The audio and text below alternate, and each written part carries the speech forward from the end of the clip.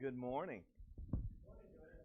It's great to be with you today, and it's good to see you present in class. Sorry, I'm a few minutes getting started, but we have two young ladies visiting with us today that have been members of this church for many years. Edith Barnes and I think Barbara Eno, and we were speaking with them. Of course, I'm always interested with people who are long-term members to find out more information about the church and what our roots are and kind of what happened. So it's good to have these ladies with us this morning. We are involved in a study. I still don't have enough faith to be an atheist. It is based on the book of Frank Turek and Norman Geisler, and we are studying Turek's material that he has kind of spun off from that. And today we're going to be seeing a video that has to do with whether or not the writings of the New Testament are authentic, whether or not you can trust the writings of the New Testament. And we will get to that video in just a moment. I think it's maybe a 35-minute video, so I only have a few minutes to give you a little follow-up from last week. We've basically asked the question so far and drawn these conclusions. Does truth exist? Yes, truth definitely exists. There is such a thing as objective truth.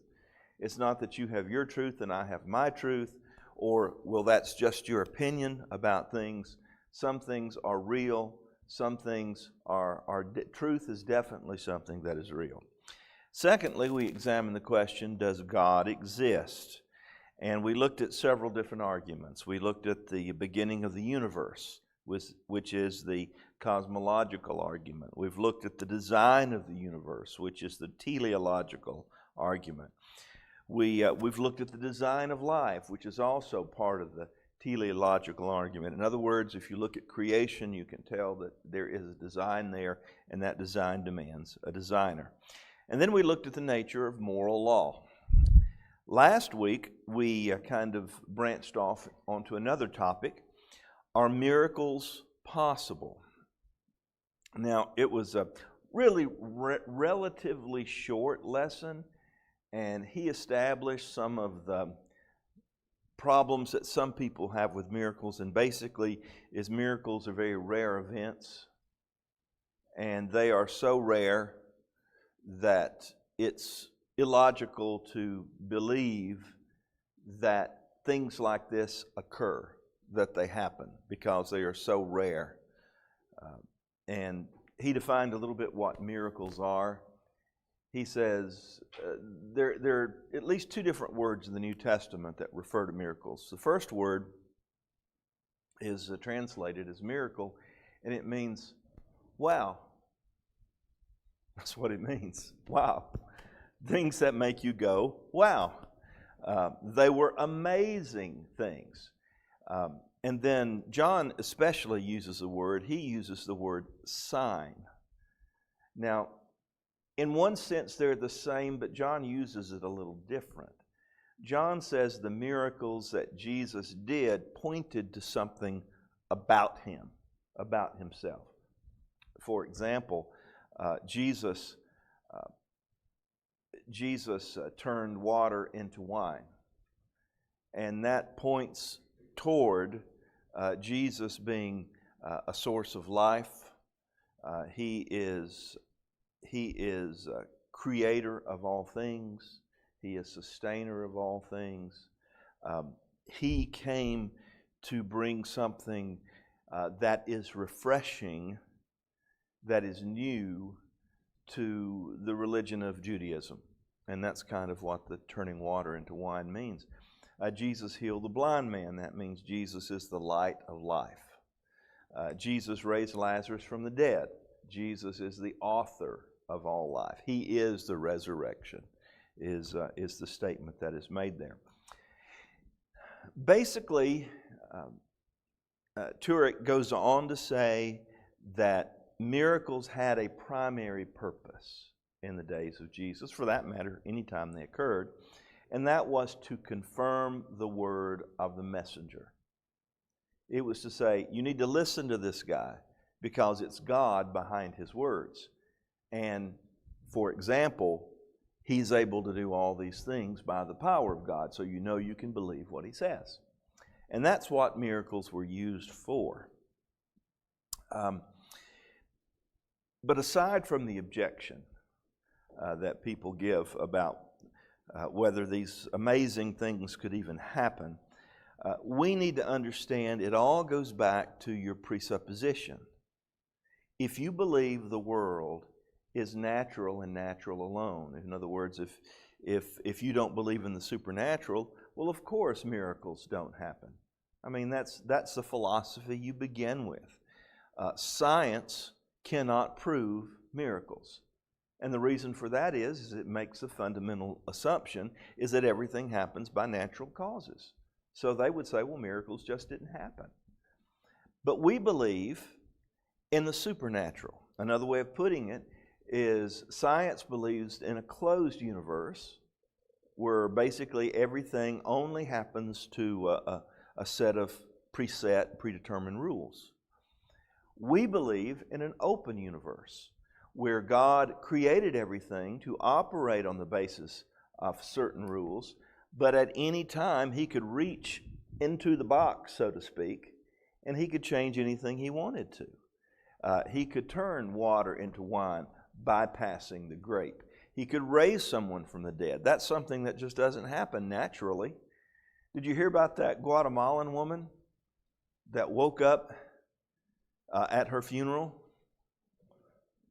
Apparently, they did not embalm. Now, that would really be something if someone was embalmed and woke up. Apparently, they didn't embalm. They would bury them quickly. But at the funeral, they heard her knocking on the coffin. Now, by the way, that wasn't a resurrection from the dead. And 3 days later, she died, and this time it stuck. But you understand, God can reach in and he can change the laws of nature, or he can rather supersede. And that's really what Frank says a true miracle is. We say, oh, the miracle of birth. Birth isn't a miracle. I mean, while God is involved in the creation of a child, while God is involved in all of this, the birth process is quite natural. It's not miraculous in and of itself. A miracle is something that suspends a natural law.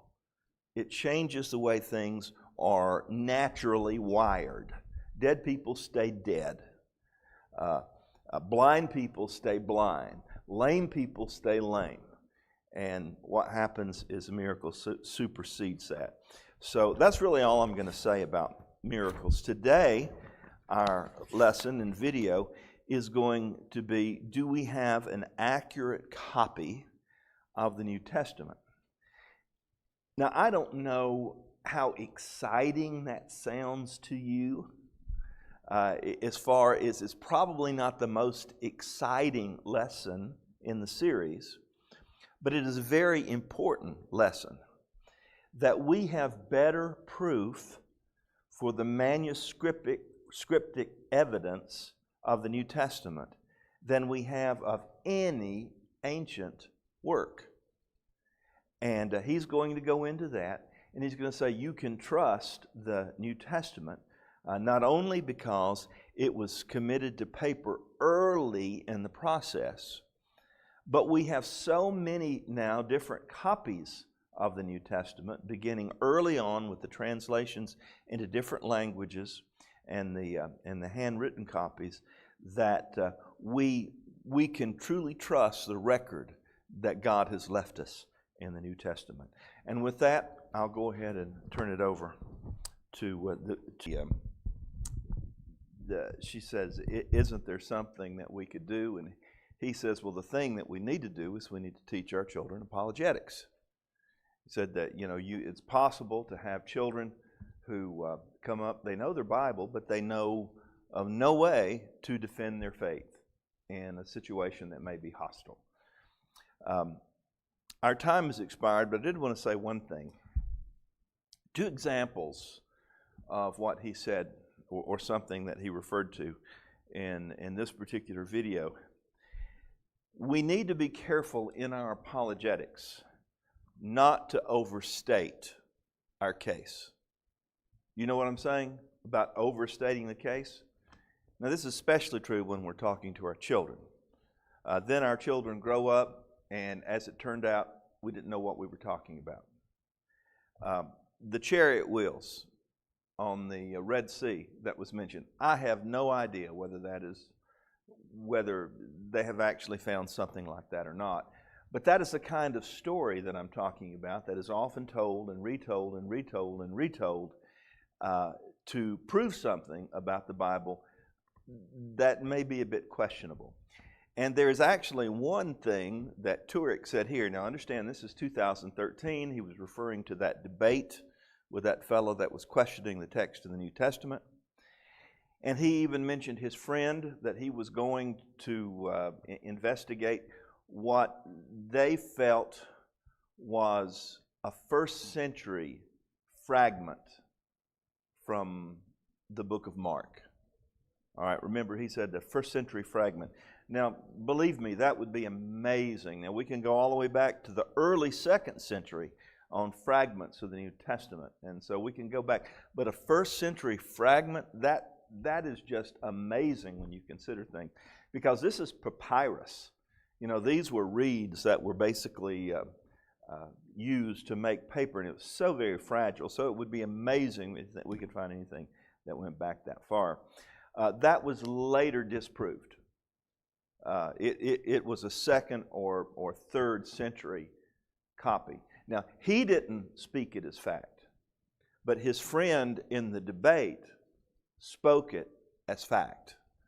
And so we need to be very careful of our facts when we're talking about this. And that's the reason I really appreciate the line that he has taken in this, talking about, even beginning with the large philosophical arguments about the existence of God. All right, yes, go ahead, Vic. How far back did the Dead Sea Scrolls go? They were discovered in the 40s, but they go all the way back to what we would call the Second Temple period.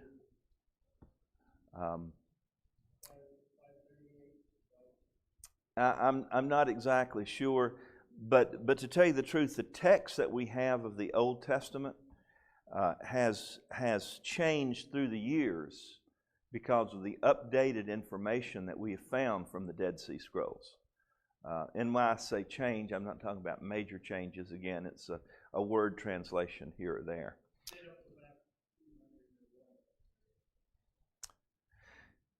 Like I said, I'm not exactly sure. It was the Qumran community that produced the Dead Sea Scrolls, and they were kind of an apocalyptic branch of Judaism. So anyway, thank you for your time.